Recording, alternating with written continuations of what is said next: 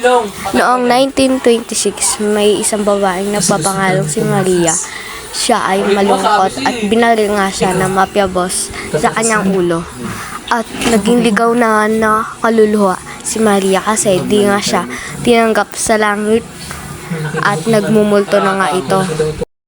Sarap manood ngayon ng horror movie. Makapunta nga sa taas.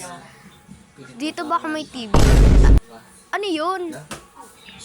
Baka ano lang yan, mga props, tinatakot lang yata ka nito. Kaso alam ko ako lang mag-isa sa bahay. So, tara na, puntahan na natin sa baba. Ayun pala yung TV ko eh, kaso wala akong mga pagkain dito eh. Wala ding stocks kasi yung ref ko. Bili na nga ako sa grocery, mas maganda. Labas na nga ako. Ay, naka-ready na pala yung kotse.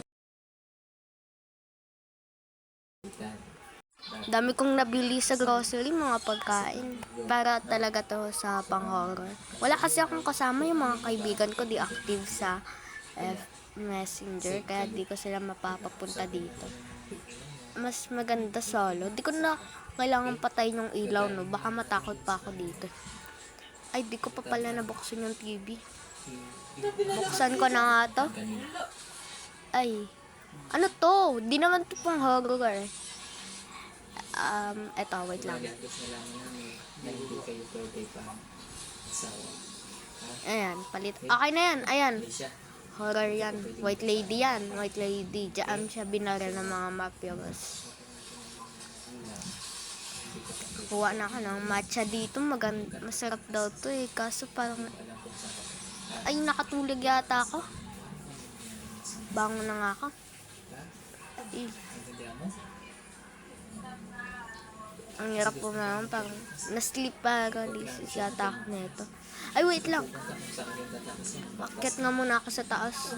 Check ko kung nandun pa din yung ano na yon. Weird things na yon. Nandiyan pa din. Ignore ko na nga lang yan. Hayaan ko na yan dyan.